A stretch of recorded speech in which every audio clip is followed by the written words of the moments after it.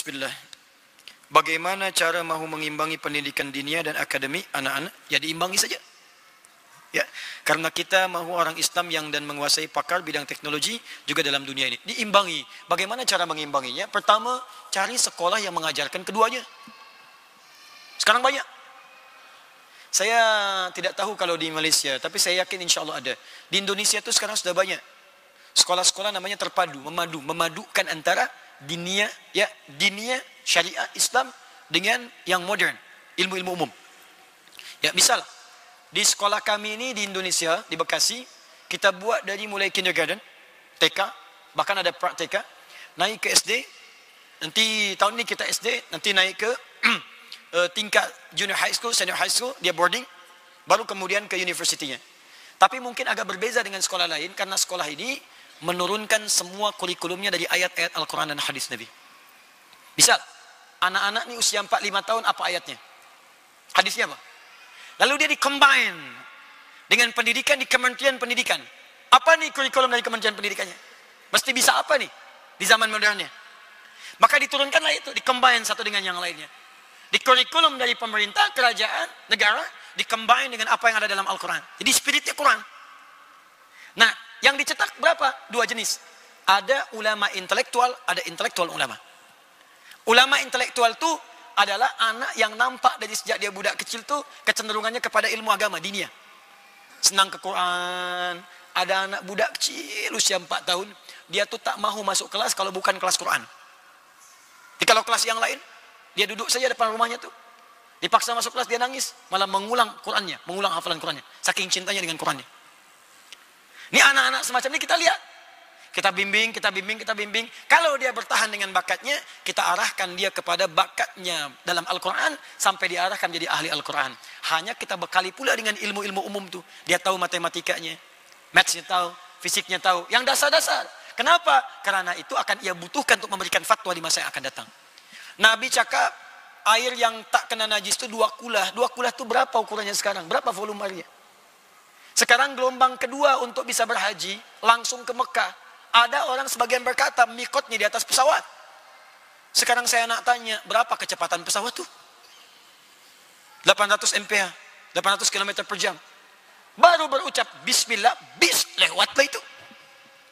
Seperti apa formulanya kemudian? Qasar tadi ada pertanyaan, jamak qasar, jaraknya 3 farsah itu berapa? Untuk istinbat ahkam perlu ilmu-ilmu dasar dari keilmuan itu. Ya. Yang kedua ada intelektual ulama, bakatnya memang ke umum. Umum dia. Sains, senang kedokteran, senang arsitek, susun-susun kemudian Lego itu, ya, susun balok-balok, buat rumah-rumah, buat gedung-gedung. Dia bakatnya ke sini nih.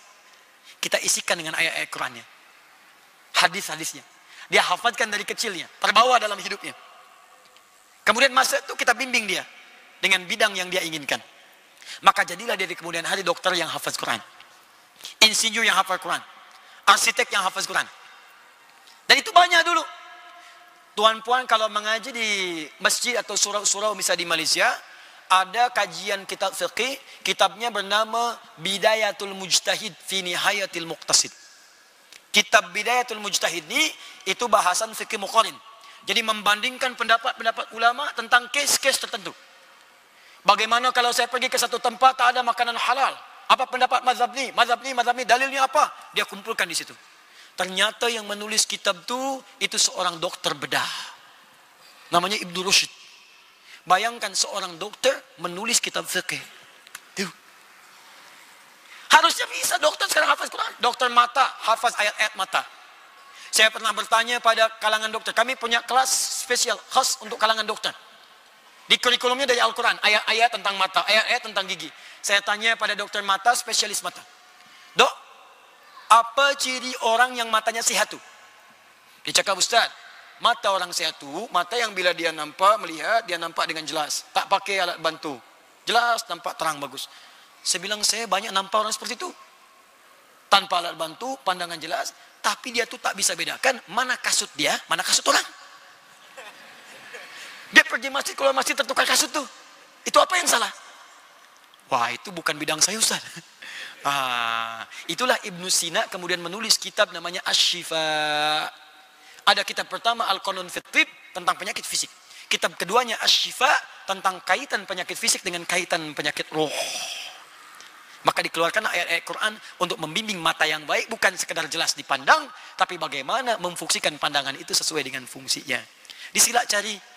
Kalaulah anak puan ni yang bertanya, misal sekolahnya di sekolah umum saja, maka berikan dia kurikulum untuk bisa ke masjid menghafaz Quran.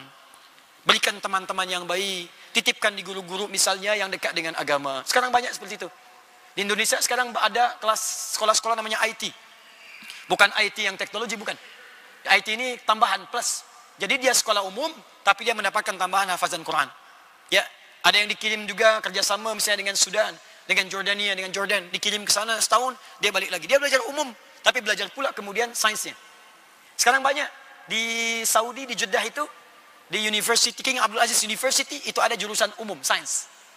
Ya, di biology ada, fisik ada, kimia ada. Ada Mars University. Mars University yang ada di UIA. Ya, itu mencetak kerjasama dengan MIT, Massachusetts Institute of Technology. Dia mendapatkan 2 syahadah, 2 ijazah. Ya, 2 sertifikat. Jadi dia belajar umum, belajar teknologi, ya belajar IT, tapi sekaligus belajar ilmu-ilmu keislaman. Disilahkan cari. Pertama yang harus dilakukan berdoa, mohon kepada Allah supaya anak ni apapun dia jadi di masa depan, dia menjadi anak yang soleh. Doanya ada di Quran surah ke-7 ayat ke-189. Allah Ta'ala alam bisawab.